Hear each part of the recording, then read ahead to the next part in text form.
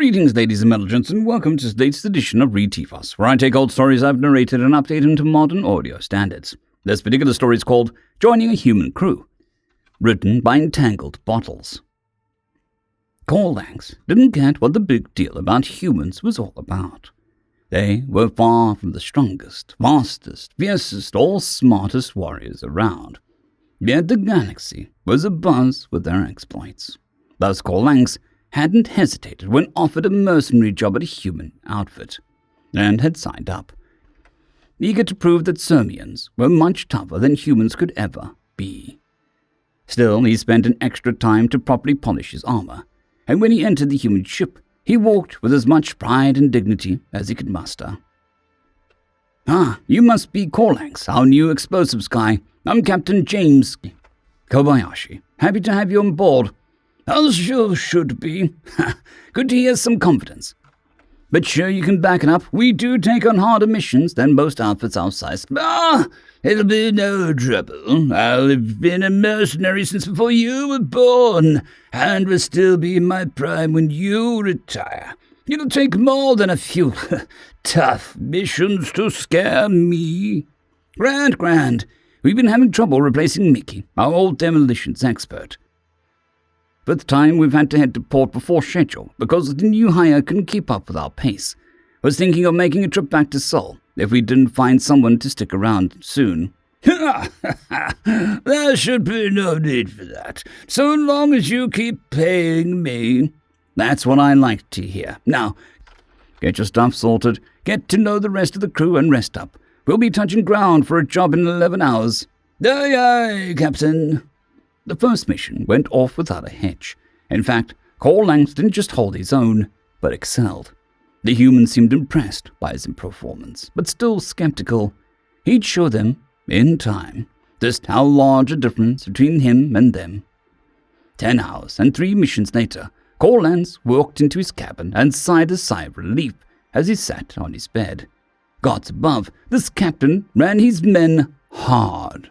Corlanx could appreciate that, but he seemed to overdo it a bit. Still, nothing he couldn't handle. 1 week and 37 missions later, Corlanx shambled into his cabin and collapsed onto his bed. Demons! The humans were goddamn demons. The first 2 days he outperformed them. By the 4th day, he was slowing them down slightly. By the 6th, he was struggling to do his job. Well, the humans hardly seemed worse for wear.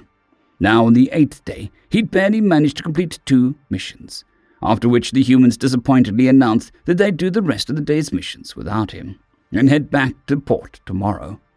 Corlanx had protested, said that if he could simply rest for the time that it'd take to head to port, he could go another round.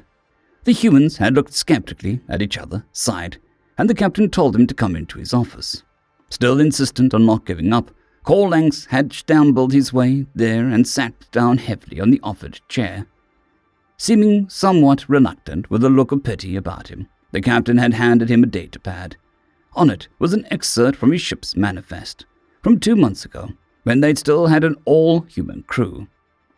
Corlanx looked at the captain skeptical, but the captain still, with that pitiful look in his eyes, urged him to read through it. Corlanx almost broke down right there. Nine! Back when his job was done by a human, they'd averaged 9 jobs a day. He'd been sure that they were running double pace as a hazing ritual. But no, far from it. They'd been running at half pace so he could keep up. "I'm sorry, Corlanx," the human captain said. "I wish that we could keep you on, but we just can't afford it.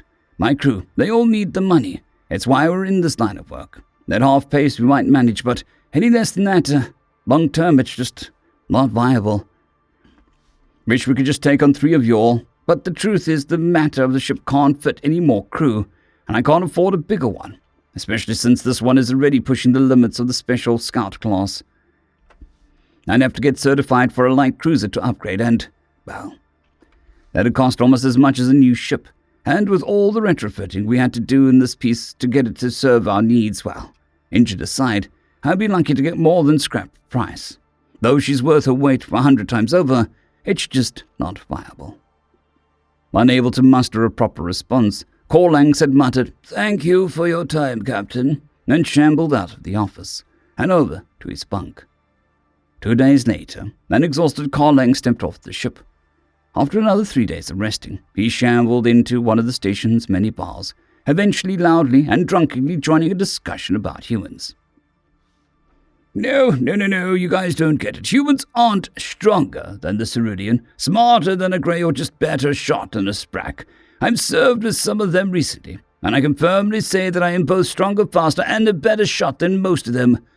However, in 1 month they completed more missions than most outfits do in a year, and even Undarian death squads would be hard-pressed to match their rate, even for a mere week. Humans are the scariest bunch I have ever come across. Not because they work fast or because they work smart, but because they work hard. Even a Grey could outpace them for an hour or two, but beyond that, I barely lasted a week at half pace. I am a Sermaean elite. At their normal pace, I'd have lasted 2 days, and they keep that pace all year, bar a few religious holidays. And the scariest thing, that's not even special. Harder than most humans work, sure, but did you know that back on Earth, a normal job schedule is 8 hours a day? And that back in the day, there used to be a poor people that worked twice that, just to afford living. The poor, they're low class, are capable of working every single waking hour of their life. None of our legends can do that. That is why humans are terrifying. They just don't stop. End of story. Story number 2, Blinded by the Light, written by Alt Cypher. Sergeant Ambassador Ho said, inches from his face, "Did you show up to work drunk again?" The words were clipped and hard to distinguish between the ambassador's clenched teeth. "No, sir," Sergeant O'Shaughnessy said. His eyes squinted a bit.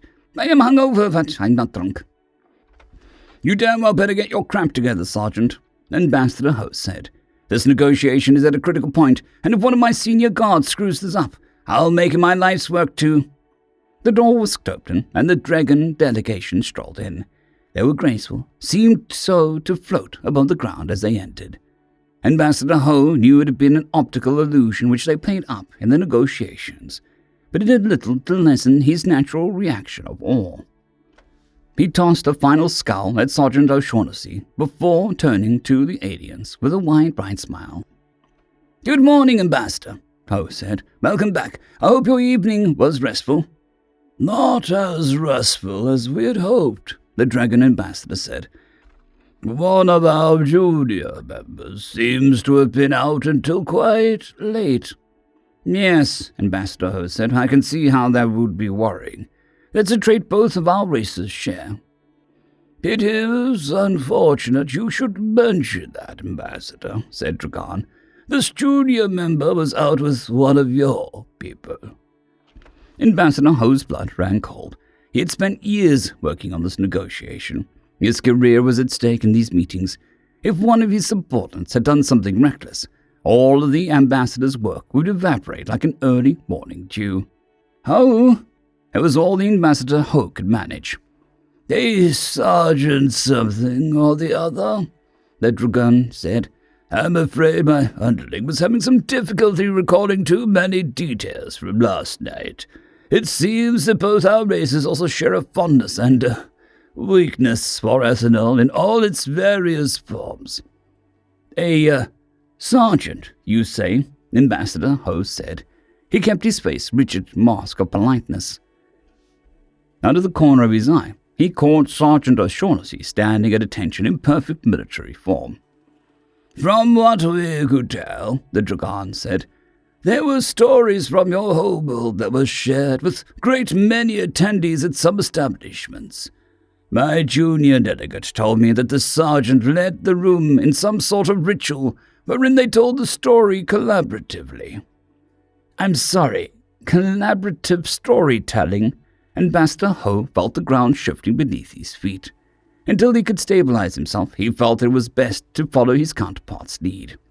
"It was a strange phenomenon, from the way my underling describes it," the dragon said. "There must have been 70 humans in there, yet every one of them could relate the story flawlessly. In fact, Relating the story, sometimes multiple times, seemed to bring them great joy. That's fascinating, Ambassador Ho said. He was, very slowly, starting to form a scene in his head. O'Shaughnessy, would you happen to know a place that might fit this description? Sergeant O'Shaughnessy cleared his throat and said, I've heard of a karaoke bar in the Fishman district that might fit the description, Mr. Ambassador. I see, Ambassador Ho said. Tell me, Ambassador, did your junior delegate happen to have any details of these stories? Quite a few, yes, the Dragon said. There was one about a great proud warrior who would be compared to a vicious guardian beast. I believe his name was Brown? Leroy Brown, maybe, Ambassador Ho said. Yes, that sounds right, the Dragon said. There was another story of a more philosophical nature. It asked the same question that has bedeviled my people for ages, on the nature of reality and what it means for a thing to be real. These questions invariably drove the questioner mad, and he turns to a matriarch of his family for solace. I'm sorry, I don't, Ambassador Ho said. Sergeant O'Shaughnessy coughed out the word Bohemian. Did it perhaps end with the saying nothing really matters? Ambassador Ho asked. I'm not certain, the Dragon said. My inferior was a bit fuzzy on the details. The last story he told us about was where one of you humans faced a devil himself in some sort of contest. The human struggles against the devil in some sort of artistic endeavor, on what my inferior could remember, and eventually beats him. The human wins some kind of item made of gold. Did the contest happen in a place called Georgia by any chance? Ambassador Ho asked. That place sounds familiar, the Dragon said. Perhaps it did. My underling tells me he has never seen such relationships amongst our people as he saw last night. This is his first trip off-world, and I'm afraid that temptation to explore was too much. However, he has spoken very highly of your species, and I believe that we have much to offer each other. Perhaps when our negotiations conclude, we can find this mystery sergeant, and we can all accompany him to his storytelling house. Ambassador Ho smiled. He wasn't sure it was a genuine or a fake, but he smiled nonetheless. Perhaps you can, Ambassador. Now, if you'd like to get started. Late that evening, long after the diplomatic delegation had left, and long after their work was done, Ambassador Ho went to find Sergeant O'Shaughnessy. Without saying a word, Ambassador Ho pulled 2 large domination pills from his inside pocket and handed them to the sergeant. I'll buy the next round, Sergeant. Sergeant O'Shaughnessy took the cash and smiled. Yes, sir, he said. Shall I reserve a table at the karaoke bar where we're done here? Yeah, I suppose, Ambassador Ho said. But maybe we should review the song list first. Make sure there's nothing too risque. But, sir, the sergeant said, I have the most amazing cover of Baby Got Back, and I'm sure the Dragon Ambassador would appreciate. End of story. I would like to thank our T5 members and patrons, Casper Arnholtz, John Creighton, Vidmori, 050, Dragzoon WRE, and Elijah Silvercross.